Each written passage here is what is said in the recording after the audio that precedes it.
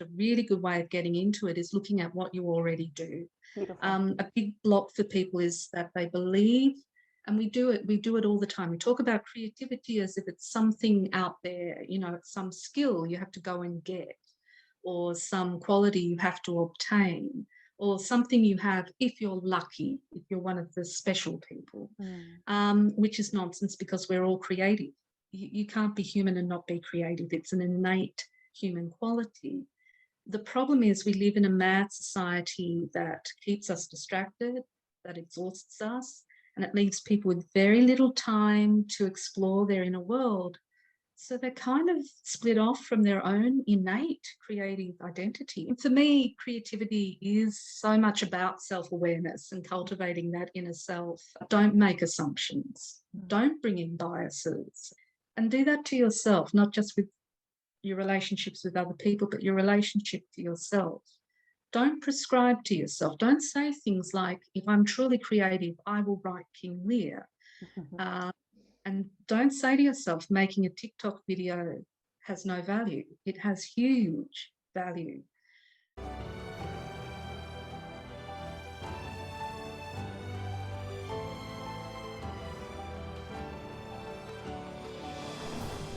Welcome back to Real Relationships. I'm Cheryl Muir, and in today's conversation with Meredith Lewis, it's super, super juicy, and you're going to learn the benefits of becoming creative, how to identify the stories you might be telling yourself about being creative, like, oh, it's not for me, I don't have time, and how to create the time and energy to actually do the creative things you long and crave to do. So if you are absolutely knackered and super busy and still wanting to be more creative, this is for you. Let's talk about our expert who is leading you through this process.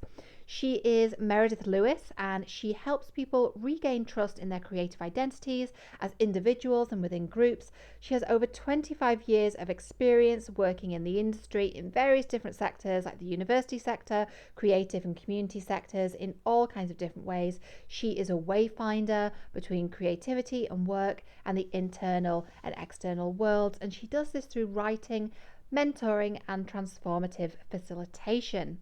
Now, as I've been speaking, you've been seeing Meredith's work on the screen, and because we value artists here, I want to let you know that the cover art is by Rebecca Stewart, and her details are in the description. All right, let's crack on. Hi, Meredith. Welcome to Real Relationships. Thank you for being here.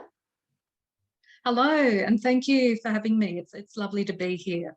Oh, you're so welcome. I know we were chatting a little bit before we recorded there, so I'm really excited to dive in and talk about creativity and writing and the written word and the creative process and how it can help us develop a deeper relationship with ourselves. And I suppose the obvious question to start with is, how has creativity helped you develop a better relationship with yourself and understand your inner world? Yeah, for me, creativity is so much about self-awareness and cultivating that inner self. I started off as a kid on that creative path, and as a young adult, my first career iteration was in the performing arts, and then I moved into arts management, where I was privileged to work with a lot of different creative people across different creative fields and art forms. And most recently, it's my creative outlet has been writing nonfiction and creative nonfiction. But so I went from, feeling impelled and inspired to do that as a kid because I just loved it, to over the years, as I was challenged to grow and develop my own creative process, to mindfully and consciously explore my inner life and understand more about it. And it has gifted me, quite apart from anything I've done creatively, any outcomes, it's gifted me with that sort of inner knowledge. Yeah. A few years ago, I wrote a book for the first time, and I had no idea how to write a book, even though I was on fire to do it and very clear. And I thought it'd take 6 months, and it took 2 years, and it was written in the evenings and on weekends around the edges of my day job at the time. And I was able to sustain myself through that process. I was able to learn from it, I found it rewarding. I loved doing it, even the yuck parts, even the tough parts. I loved doing it, and I came out of it tired but inspired. Mm. But I realized what had happened over those 2 years was my earlier self, the self that used to be a performer, the self that used to be that arts manager who had talked so much to other artists, was there in the back of my head, even though I was doing a new creative format, as in writing. And I had that self knowledge about when to tell myself to rest, when to push on through, if I was procrastinating, why I was, when to stop and celebrate and pat myself on the back. And it was a lovely feeling to know that I had that self knowledge, and I was able to essentially coach myself through that whole process, find it rewarding. Beautiful. I love that you shared that, because I think we don't often think about the how much we learn about ourselves through the process of, the discipline and devotion of writing every day, and then going through, editing or whatever process we're not enjoying, and knowing when to rest, when to congratulate ourselves. And that's beautiful. And I'm also curious about what you learned about yourself through the content of the book. So what was the book about? What was it called? What was the genre? And did you learn anything through, for example, if it was fiction, did you learn anything through the characters that you were writing about? It was non-fiction, and I'm kind of grinning a bit because I was a little bit mischievous with that book. I wanted to write about innovation, and I had been really annoyed for a couple of years that whenever I wrote about innovation, it was written about in a very dry way by business types, men in suits, who talked about it as if it's a neat process. And I don't like that. Arts workers seem to be shut out of conversations about innovation, as if it's something that belongs to business, and whereas arts workers know a lot about innovation. So I thought, I'm going to write a book about innovation, and I'm going to write a case study, but I'm going to choose a case study that will horrify people, business people. So I got a little mischievous, and I've always enjoyed kung fu movies. So I wrote about a studio in Hong Kong in the 60s called Shaw Brothers Studios, and how they were innovators in business model, but also in filmmaking artistically. And it is a serious investigation of innovation, but it's also me being a little bit tongue-in-cheek, which is why I haven't sold 1 million copies, but I had a lot of fun writing it. Yeah. And I learnt about myself that I like taking risks, that I like having fun, like being playful. That was important for me to sustain my interest.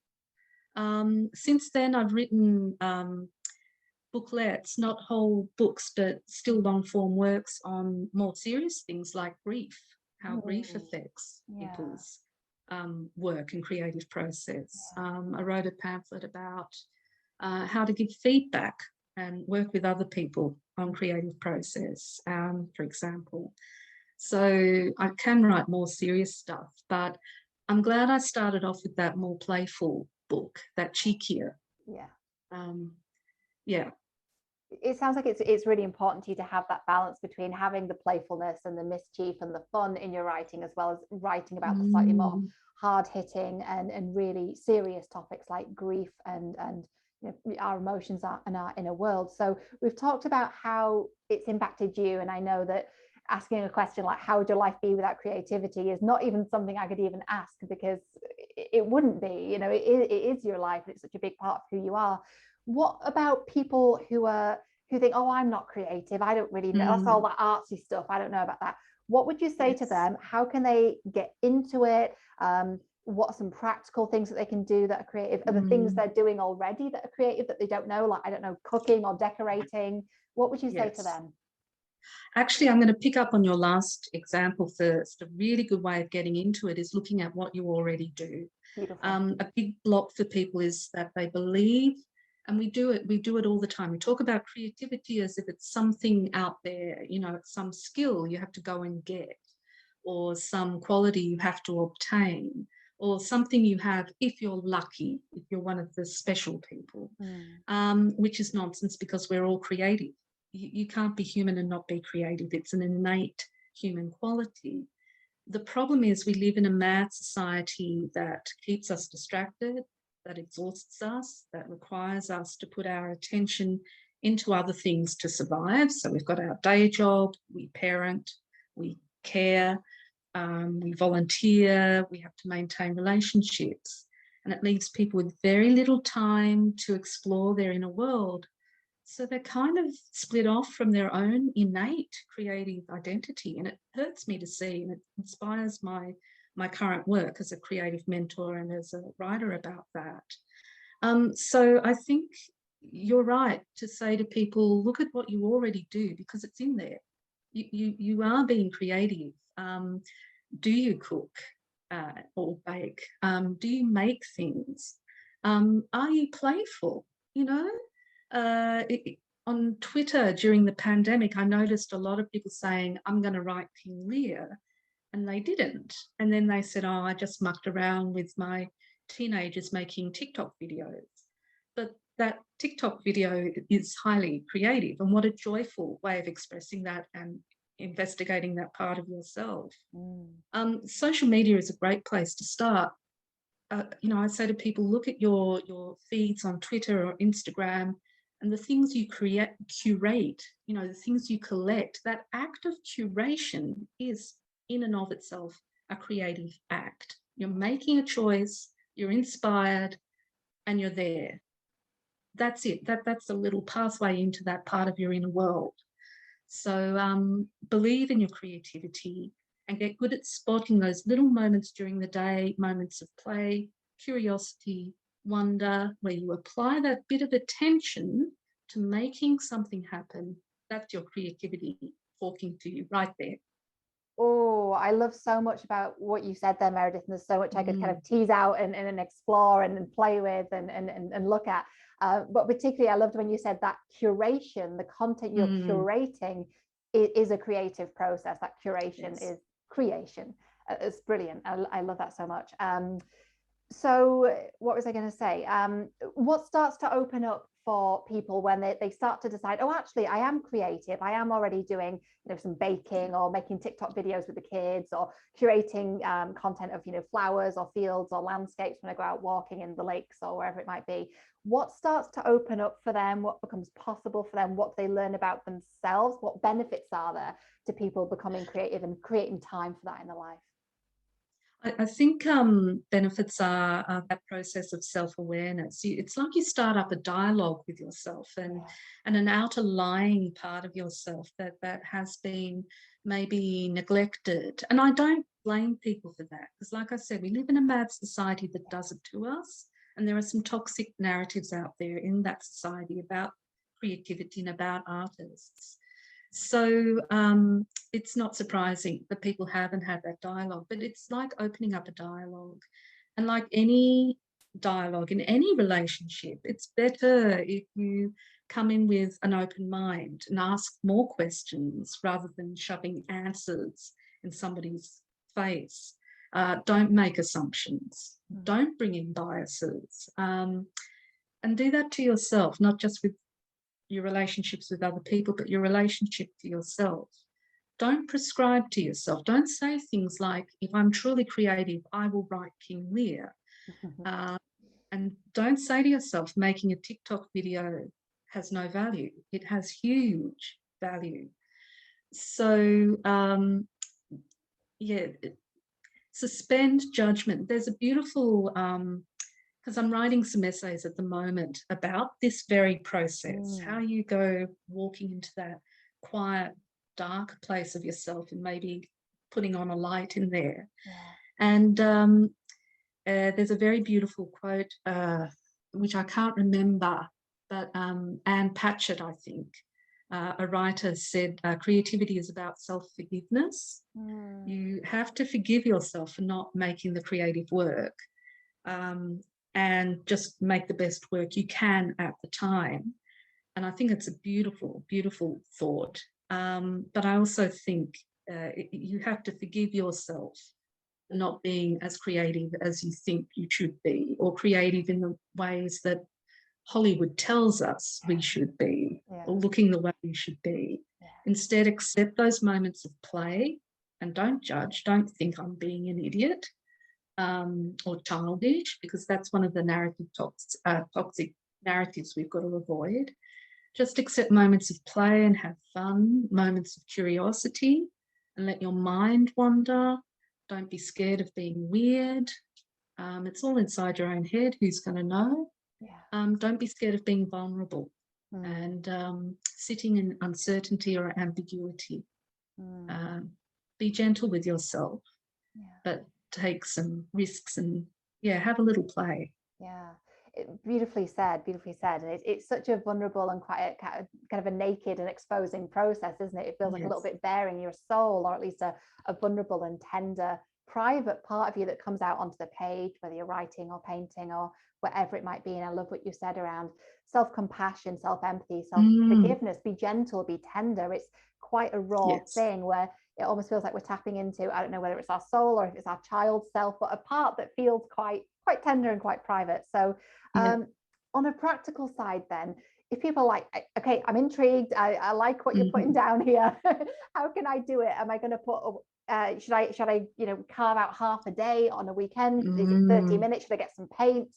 Should I try to write? Should I dance? Like, where should I start? How can I start this process?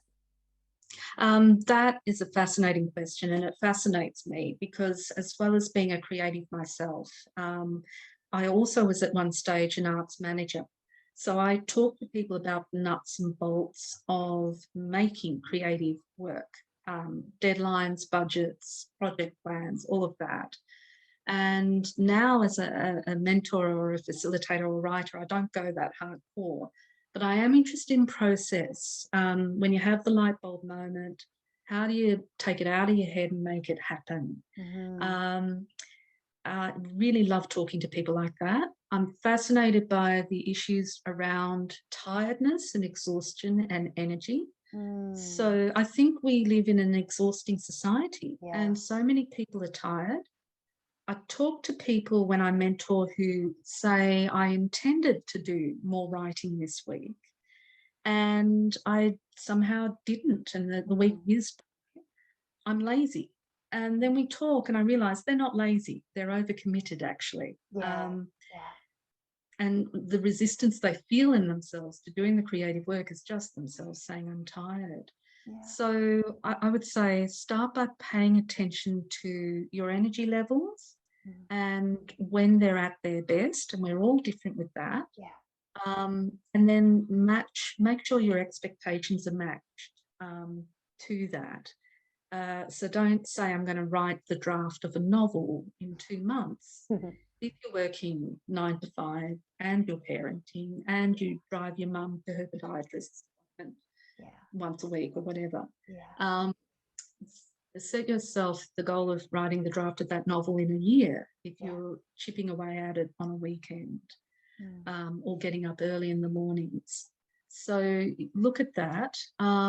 Look at what resources you do have, not to deter yourself, but again to be gentle with yourself and not to have unrealistic expectations.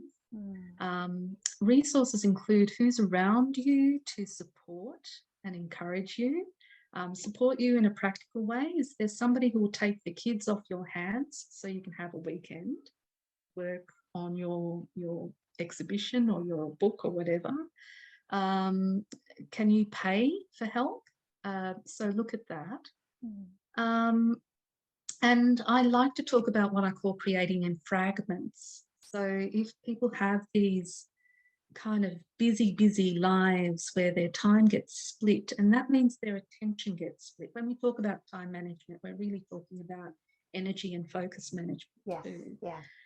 So I say to people, it's okay, don't panic if you're not sitting down for a day and churning out prose or painting canvas after canvas. Don't panic. You can still chip away at a creative project by learning how to create in fragments. So grab that half an hour on the morning commute, read an article to do some background research, maybe you're writing a novel and you want to do some world building and get a historical setting right. So do some research on the tram. Uh, join a class once a week or online on Zoom to give you some skills you need. It's a cliche, but do take a notebook with you everywhere. Yeah. I do. And if you get a thought, 15 minutes in the morning while you're queuing for the bus, jot it down. Yeah. And that stuff does add up, and it helps you chip away at your creative projects and helps that inner creativity keep alive. It helps you keep in touch with the idea that you are creative and you could be creative. Yeah. Oh, I love that so much. I love how you touched on the not just the time management, but the energy management and looking at what's available to you. And also, it sounds like you were also suggesting that we go with what's already natural to us. If you're a writer, write that novel. It's not about necessarily going and doing something straight away that's completely different. But, you know, I write, let's sit down and write. Or, you know, I want to do that painting, so let me start with that. And also setting realistic expectations. Now, Meredith, while I could talk to you all day, I do just have 2 questions left. Our time is going so fast. But my next question is, what projects are you working on at the moment, and what are you most excited about when it comes to those projects? I'm excited about everything. The last 2 years have been challenging, you know, for everybody, for all of us. And here in Melbourne, we had a lot of lockdowns and a lot of time in lockdown. For me, that was a mixed bag. Of course, that was challenging, but it did give me time to focus on building my own practice. And for years, I've been trying to draw together the different strands of my life so I could be self-employed and help people rediscover their creative identity and develop creative process, what we've been talking about. It was great to spend time on that uninterrupted, quite frankly. And so now I'm excited. I mentor people one-on-one. I'm looking forward to delivering workshops. I've got one coming up in early April, 4th of April, and it's linked to a resource I wrote called The Right Question. And it's literally heaps of questions to ask yourself about your creativity. And it's all about getting some orientation and exploring that creative side of yourself. And staying away from easy answers and assumptions, just opening up the questions. I've started a Substack newsletter called Methods of Madness, Notes on Creativity. And I did that just before Christmas, and I am so enjoying that. Really love it. And in that, I give people fragments and resources. And again, it's that creating in fragments. Here's a thought exercise you can do during a 20-minute walk or sitting on the bus to work. Plus, I am chipping away at those essays I mentioned earlier, a collection of essays, getting back in touch with that inner world. So lots on, but all good fun. Yeah. Thank you so much for sharing that with us. And we're going to make sure we link all of that in the description below, including your events and your newsletter, so people can sign up if they feel called to and be guided by you, the expert, in injecting more creativity into their life. So we'll make sure that's linked below. Final question. You're so welcome. And thank you so much for your time. Final question that we're asking everyone on this season of Real Relationships is, and I know we've touched on this, but I'd love a real beautiful, concise answer. If we were to have a healthier relationship with ourselves and with the world around us and with each other, what would become possible for us as individuals and as a collective? Yeah, I mean, if we have that healthy relationship with ourselves, obviously we are going to gain in self-knowledge, regardless of creative work you end up making and how successful that is, and however you want to define success or whatever. You are always going to come out with some really great habits around building up personal resilience, learning, instilling habits of curiosity and playfulness, self-forgiveness, all of that great juicy stuff. Also, if you are well aligned with yourself and have a healthy relationship with yourself, it flows on to your relationship with others. Whatever they are, work or personal. But I'm also very interested, and it's outside of the scope of this talk, but I'm interested in collective imagination, how Oh, yeah. individuals come together, meld into a group, and then collectively together imagine alternative futures, alternative ways of doing things, sense make what's happening to them right now, and create a shared imaginative kind of vision around that, and Mm. how they use the imagination in a very grounded way. And I think if you send individuals with that strong sense of creative identity into that process, then real magic can happen. Yeah, absolutely. Using that imagination for innovation and for change and for brainstorming, like Yes, how can we do this differently? How can we think yes, outside the box? And is there anyone better than creative people, rather than, God love them, the engineers of the world and the white collar people that I'm sure we've both worked with in our previous careers? But is there no one better than creatives to say, what about this? Have you tried it this way? yes, Let's metaphorically throw the spaghetti on the wall and see if this works. It might not, it might be a wild idea, but then an engineer goes, you know what, actually that wouldn't work because of this and this, but wait a second, if we did it this way, yeah, and it starts to spark those ideas. So yeah, who better than creatives to help do that? exactly, exactly, yeah. Oh, And Meredith, and sorry, go ahead. I was just going to say, during the pandemic, I noticed people going into a reflective space Yeah, and into a questioning space about what's happening in the world. So yeah, I'm hoping something comes out of that. yeah. I think finishing on that note of optimism is a good place to end. I Yeah. hope that yeah, I hope that through the arts and through the self-reflection, through people having the time and the space they've had over the past 2 years, they can learn something different about themselves, and if it's not too cliche to say, help make this world a little bit better. Yes, yes, that's what I hope too. Yeah, Oh, Meredith, thank you so much for being on. It's been such a joy yeah. to speak with you. Thank you. I've really, really enjoyed it, Cheryl. Yeah, So thank likewise. you. Thank you.